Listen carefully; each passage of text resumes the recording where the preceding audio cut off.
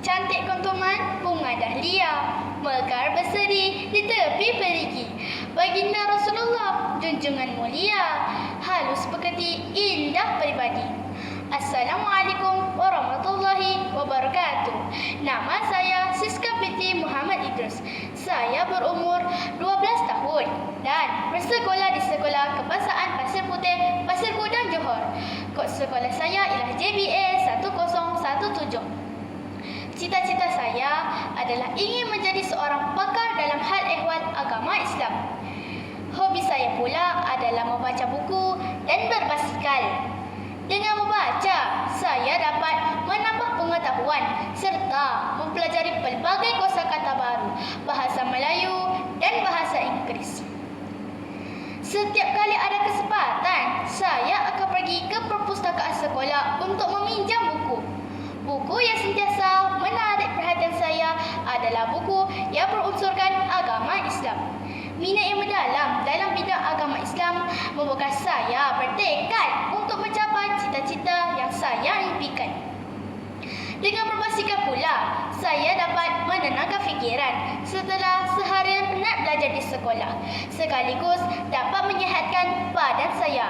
Badan sehat, otak pun cerdas. Pada hari ini, saya akan berkongsi dengan rakan-rakan sebuah buku kegemaran saya yang bertajuk 101 Akhlak Rasulullah. Buku ini dikarang oleh Rohayati Bakri dan telah diterbitkan oleh PTS Islamika Sendirian Berhad pada tahun 2010. Sebanyak 12 bab dan 101 tajuk dimuatkan dalam buku setebal 225 halaman bercetak ini. Setiap cerita ditulis dengan gaya bahasa yang mudah difahami, jalan cerita yang jelas, gambar yang berwarna dan menarik, serta lengkap dengan hadis dan ayat Al-Quran sebagai panduan para pembaca. Penggunaan kertas licin sangat baik kerana tulisan dan gambar yang dicetak lebih menyalah dan menarik perhatian para pembaca. Pada pendapat saya, harga jualan yang ditawarkan sebanyak RM32 bagi Semenanjung Malaysia dan RM35 bagi Sabah dan Sarawak amat berbaloi kerana manfaatnya sangat besar kepada para pembaca.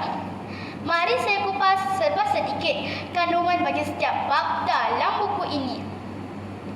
Bab 1 bertajuk Iman yang Sempurna.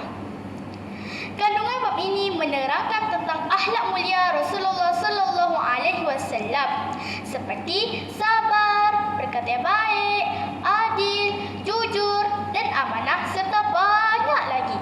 Tentulah kerana baginda sesungguhnya utusan Allah Subhanahu wa taala yang mempunyai iman yang sempurna yang patut dijadikan teladan seluruh umat manusia sepanjang zaman.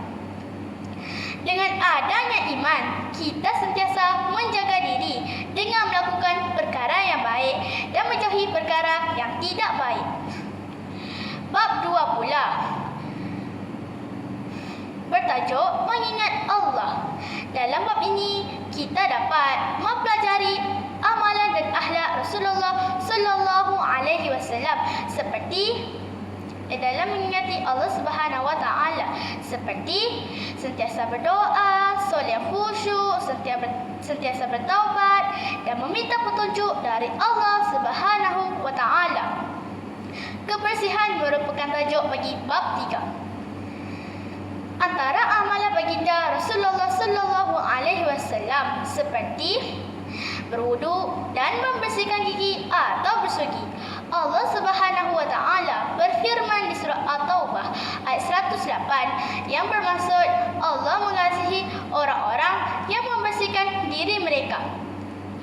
Selain itu, bab 4 dan 5 menerangkan Rasulullah sallallahu alaihi wasallam seorang yang sentiasa menuntut ilmu dan mengamalkannya. Baginda juga mengajarkan pula ilmu tersebut kepada seluruh umat manusia.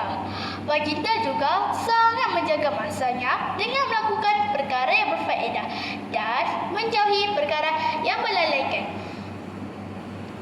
Sebanyak 6 bab menghuraikan akhlak Rasulullah sallallahu alaihi wasallam dalam pergaulan ahli keluarga, saudara mara, rakan-rakan dan masyarakat, tidak kira jantina, agama mahupun bangsa.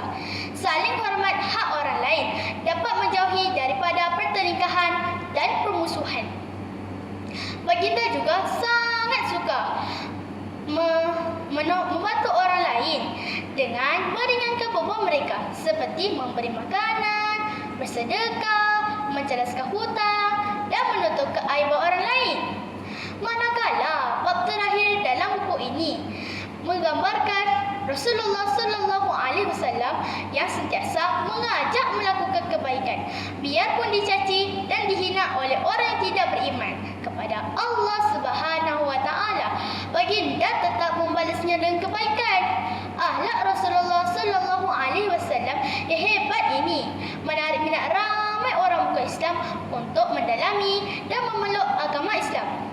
Buktinya, sebuah buku yang bertajuk 100 Kedudukan Tokoh Paling Berpengaruh dalam Sejarah hasil tulisan penulis hebat Michael H. Hart yang diterbitkan pada tahun 1978 menyenaraikan Nabi Muhammad sallallahu alaihi wasallam di tempat pertama dalam 100 senarai tokoh tersebut.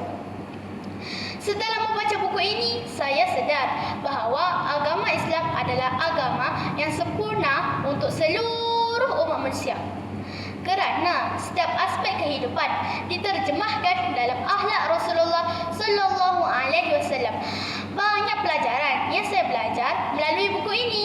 Antaranya adalah kita perlu sentiasa muhasabah dan berbagi setiap kelemahan diri. Barulah kita akan menjadi Muslim sejati dan disayangi oleh Allah Subhanahu wa taala, Rasul, keluarga dan orang-orang sekeliling. Insya-Allah saya akan cuba mengamalkan semua akhlak Rasulullah sallallahu alaihi wasallam sehabis baik.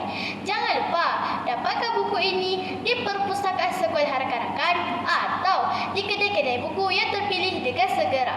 Sekian, terima kasih.